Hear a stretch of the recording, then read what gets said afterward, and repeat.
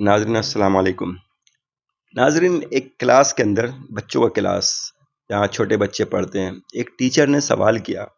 اس نے کہا بتاؤ کہ وہ کون لوگ ہیں جو نماز نہیں پڑھ سکتے ہیں۔ کسی بچے نے کہا کہ سر جو سو رہے ہوں وہ نماز نہیں پڑھ سکتے ہیں۔ کسی بچے نے کہا سر جو کسی کام میں مصروف ہوں وہ نماز نہیں پڑھ سکتے ہیں۔ مختلف قسم کے بچوں نے کہا۔ ایک بچے نے بڑا معصومیت سے جواب دیا کہ ٹیچر وہ نماز نہیں پڑھ سکتے جو مر چکے ہیں۔ اب دیکھیں، ایک مردہ انسان جو ہے وہ نماز نہیں پڑھ سکتا، بلکہ وہ کوئی کام نہیں کر سکتا۔ بچے نے بڑے معصومیت سے کہا کہ وہ نماز نہیں پڑھ سکتا۔ اب معاملات یہ ہے کہ ہم میں سے کتنے لوگ مرے ہوئے ہیں۔ اچھا، مرے ہوئے سے مطلب یہ نہیں ہوتا ہے کہ جو لوگ قبروں میں چلے گئے۔ قرآن کے نظر میں بھی مرے ہوئے وہ لوگ ہوتے ہیں جس کے دل مردہ ہوتا ہے۔ جس کا دل مردہ ہوتا ہے وہ مرے ہوئے ہوتے ہیں۔ سم بکم عمی فہم لا یرجعون، وہ بہرے ہیں، گونگے ہیں، اندھے ہیں۔ مرنے کی بات تو ہے، بہرے بھی ہیں، گونگے بھی ہیں، اندھے بھی ہیں، کیونکہ ان کا دل مردہ ہو چکا ہے۔ اب سورہ البقرہ، بقرہ نمبر جو 2 ہے، اس کی 18 آیات ہے۔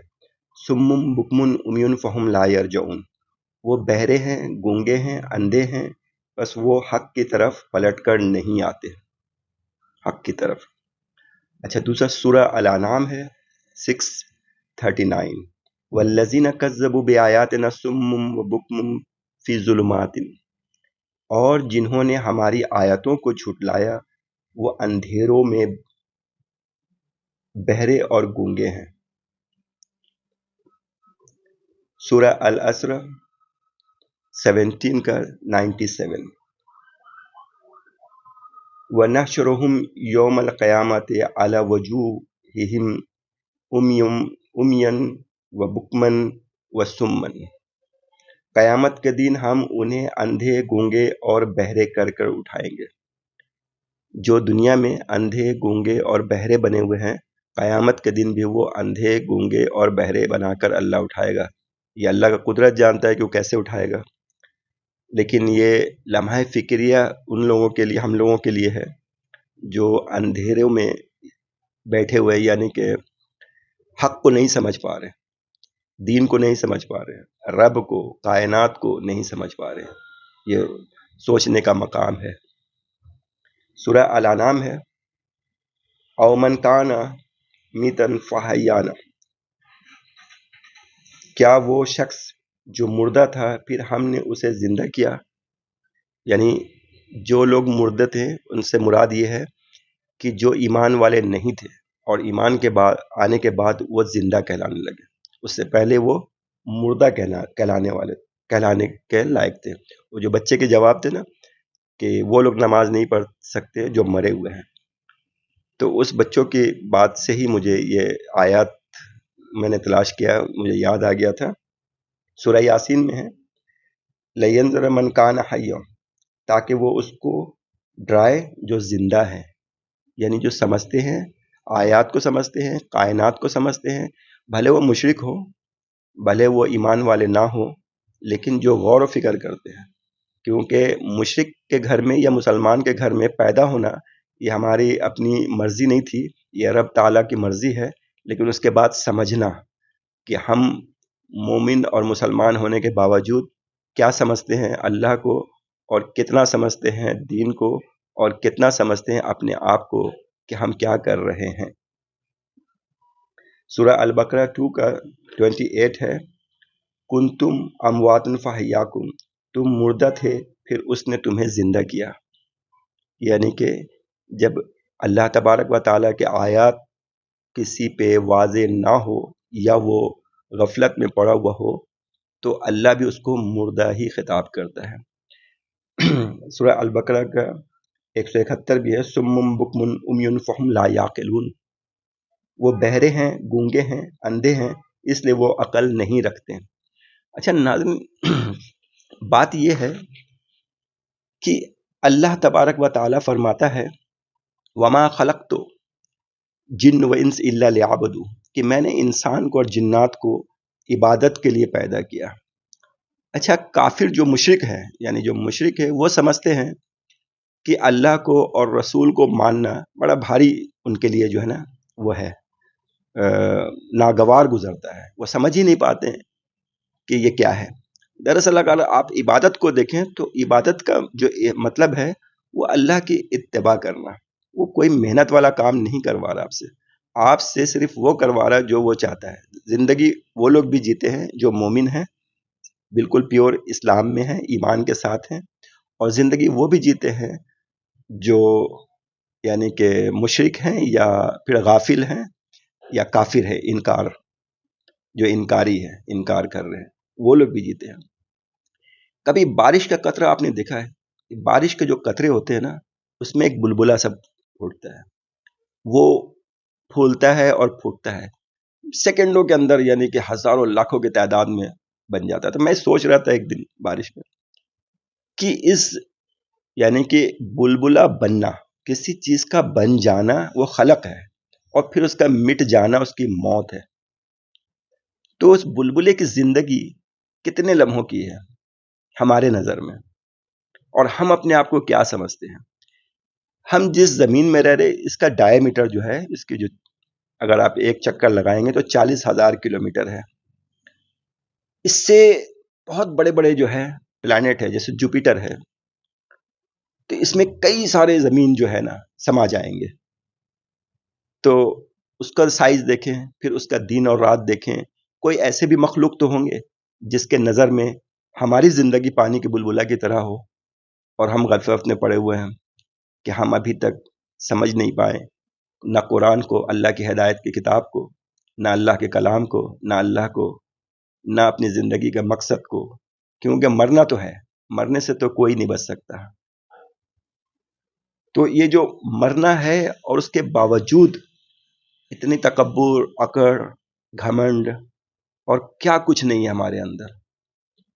اور میں تو تھوڑا سا آگے جا کے بات کرنا چاہتا ہوں کہ لاشعوری کا جو یہ عالم ہو گیا ہمارے معاشرے میں، کہ اگر کسی کے گھر میں پہلے جب شادیاں ہوا کرتی تھی نا، تو کارڈ پہ لکھا ہوتا تھا کہ آپ کی نیک تمنائیں اور دعاؤں کے ساتھ میں اپنی بیٹی کو یا بیٹا کو شادی میں آپ کو دعوت دے رہا ہوں۔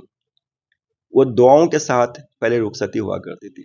آج آپ دیکھیں تقریباً ہر گھر میں تقریباً حالات بڑے خراب ہیں، میاں بیوی کے معاملات بہت زیادہ خراب ہے۔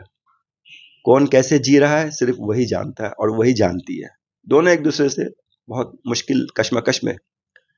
تو مجھے ایک سمجھ میں آیا جو میں آپ کو بتانا چاہتا ہوں، ہو سکتا ہے آپ اتفاق نہ کریں، کہ آپ دیکھیں کسی کے گھر میں اگر شادی ہوتی ہے تو رات کو اگر وہ واپس 2 بجے، 2:30 بجے، رات کے 1 بجے یا 3 بجے جب بھی وہ محفل سے یعنی کہ شادی ہال سے فارغ ہو کے جب گھر کو آتا ہے، تو گھر کے پاس آ کے وہ اندھا دھند یا تو فائرنگ یا آتش بازی، اتنا شور شرابہ، اس کو ذرا سا بھی احساس نہیں ہے کہ اس کے محلے میں کتنے سارے لوگ رہتے ہیں، کہیں بہت نومولود بچے بھی ہو سکتے ہیں، کہیں بہت بزرگ بھی لوگ ہو سکتے ہیں جن کو ہلکی سی آہٹ بڑی تکلیف پہنچاتی ہے۔ تو اتنے شور شرابہ، آتش بازی، اتنا کھلے عام، اور رات کا بھی خیال نہ کرتے ہوئے، تو لوگوں سے بد دعائیں لینے کے بعد خوش کوئی کیسے رہ سکتا ہے؟ کوئی اپنی زندگی کو کیسے سنوار سکتا ہے؟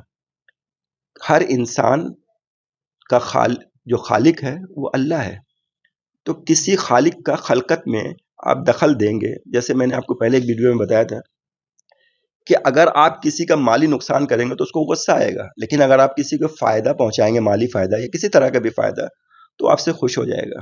اسی طرح اللہ کا خلقت کے اندر ہر انسان جو ہے نا وہ ایک مخلوق ہے، اور سب کا مالک ایک ہے، اور وہ سب کو ایک ہی نظر سے دیکھتا ہے۔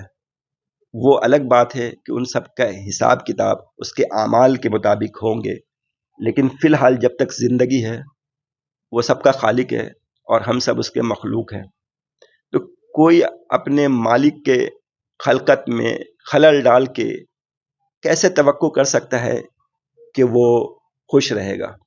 اچھا، ایک اور نئی چیز، آج کل بائک ہو یا گاڑی ہو، اس میں فائرنگ سسٹم، سائلنسر کے اندر اتنے شور والے، اور اکثر یہ لوگ رات کو نکلتے ہیں، رات کو 1 2 ڈھائی 3 بجے، اور کسی بھی محلے سے جب گزرتے ہیں تو وہاں اتنی تیز شور شرابے کے ساتھ گزرتے ہیں کہ اللہ کی پناہ۔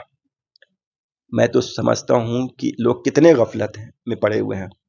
آپ یقین کریں، ہر انسان جو میچور ہو جاتا ہے تو وہ یہ اپنے ماں باپ کے نام کو روشن کرنا چاہتا ہے، کچھ ایسا کام کرنا چاہتا ہے کہ کم از کم اپنے ماں باپ کو وہ اس درجات پہ پہنچا دے کہ لوگ دعاؤں میں یاد رکھیں۔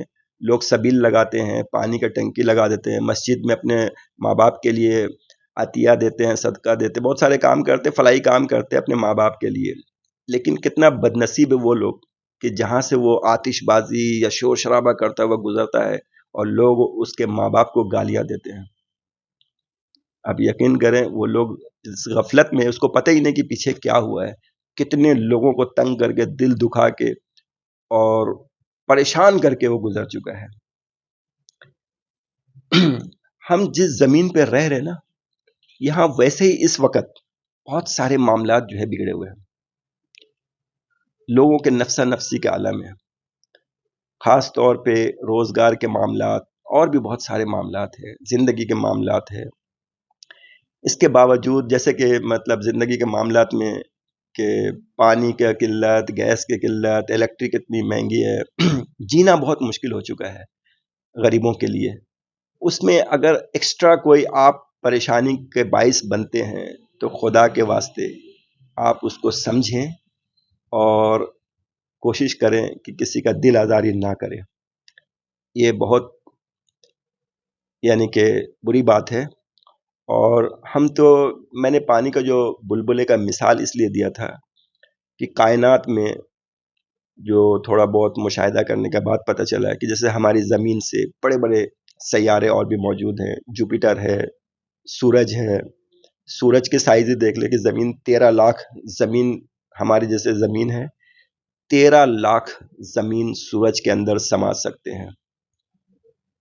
تو اگر پروردگار جو عالم کا پروردگار ہے، پروردگار عالم رب العالمین کسی ایسے مخلوق کو پیدا کیا ہوگا جو سورج میں بستے ہوں،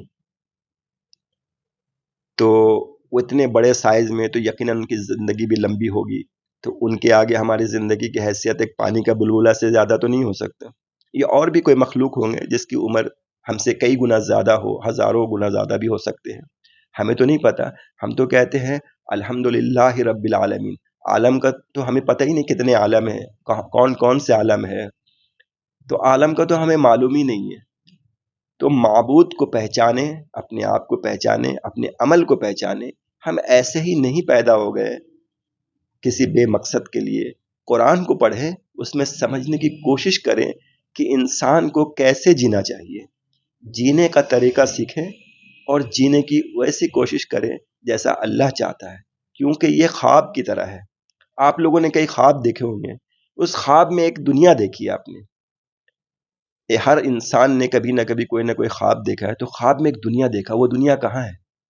آنکھ کھلتی ہے تو دنیا غائب۔ اسی طرح جب یہ آنکھ ہماری بند ہو جائے گی تو یہ دنیا غائب ہو جائے گی۔